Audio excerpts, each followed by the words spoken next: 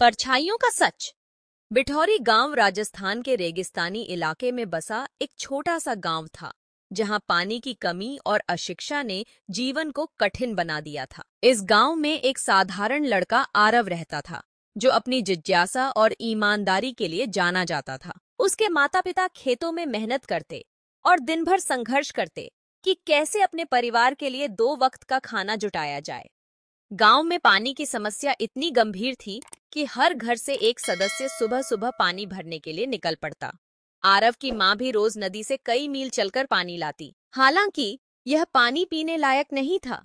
इसका उपयोग करने वाले अक्सर बीमार पड़ जाते थे, लेकिन कोई विकल्प नहीं था। गांव के बच्चे भी अपनी पढ़ाई छोड़कर घर के कामों में हाथ बंटाने लगते। आरव ने भी अपनी पढ़ाई अधूरी छोड़ दी थी, लेकिन उसके अंदर एक आग थी। उसे लगता था कि एक दिन वह अपने गांव की हालत बदल सकता है, लेकिन कैसे? यह सवाल उसे हर रात सोने नहीं देता। एक रात जब पूरा गांव गहरी नींद में था, आरव को नदी के पास हलचल की आवाज सुनाई दी। वह चुपचाप अपनी खाट से उठा और आवाज की ओर बढ़ा। वहां उसने देखा कि एक बुजुर्ग महिला नदी के पास कुछ अजीब कर रही थी। वह मिट्टी से भरा हुआ एक पोटला नदी में फेंक रही थी।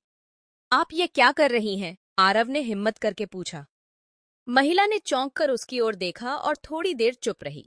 फिर धीमी आवाज में बोली, यह हमारे पूर्वजों की परंपरा है। इस पोटले में औषधियां हैं जो नदी को पवित्र करती हैं। यह हमारी परंपरा है बेटा, सवाल मत करो। आरव ने सिर हिलाया और वहां से चला गया, लेकिन उसकी बेचैनी बढ़ती जा रही थी। उसने देखा था कि जिस पानी को लोग पहले से ही गंदा समझते थे, उसमें यह परंपरा और गंदगी डाल रही थी। अगले दिन आरव ने अपने दोस्तों को इस घटना के बारे में बताया। उन्होंने तय किया कि वे नदी की समस्या का हल निकालने की कोशिश करेंगे। सबसे पहले उन्होंने गांव के बड़े बुजुर्गों से इस परंपरा के बारे में बात की, लेकिन बुजुर्गों का मानना था कि यह परंपरा उनकी पहचान थी और इसे बदलना गलत होगा। आरव को समझ आ गया था कि बदलाव लाने के लिए केवल बातें नहीं, बल्कि ठोस कदम उठाने होंगे। उसने अपने दोस्तों के साथ नदी के किनारे सफाई अभियान शुरू किया। वे सुबह शाम नदी के पास का कूड़ा हटाते और लोगों को समझाने की कोशिश करते कि नदी को गंदा न करें। गांव के कुछ युवा आरव की बात मानने लगे। उन्होंने गांव में छोटे छोटे सभा आयोजन शुरू किए, जहां वे पानी की समस्या और स्वच्छता के महत्व के बारे में लोगों को जागरूक करते। धीरे धीरे गांव के लोग समझने लगे कि गंदगी फैलाने से उनका ही नुकसान हो रहा है।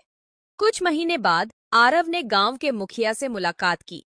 उसने मुखिया को बताया कि कैसे गांव में एक जल शुद्धिकरण टैंक की जरूरत थी। मुखिया ने उसकी बात गंभीरता से ली और सरकार से संपर्क किया। कई अड़चनों के बाद एक दिन गांव में एक टैंक लगाया गया, जो पानी को साफ कर सभी के लिए उपलब्ध करता था। आरव को गर्व महसूस हुआ। उसने सोचा था कि उसका काम खत्म हो गया, लेकिन किस्मत ने कुछ और ही सोच रखा था। एक रात वही बुजुर्ग महिला उसे फिर से नदी के पास दिखी। इस बार उसके हाथ में पोटला नहीं, बल्कि एक छोटा दीपक था।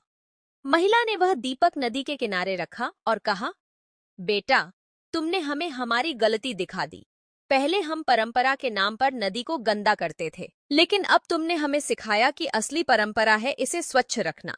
यह दीपक इस बात का प्रतीक है कि हम नदी को पवित्र और साफ रखेंगे। आरव की आंखें भर आईं।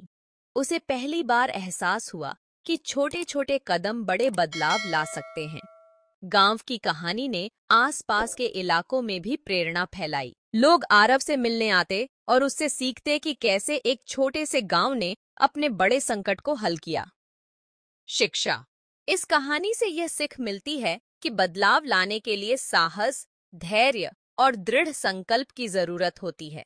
हमें अपनी परंपराओं का आदर करना चाहिए, लेकिन उन्हें समय के साथ सुधारने की आवश्यकता भी समझनी चाहिए। प्राकृतिक संसाधनों की रक्षा करना हमारा कर्तव्य है, क्योंकि ये ही हमारे जीवन का आधार है। धन्यवाद।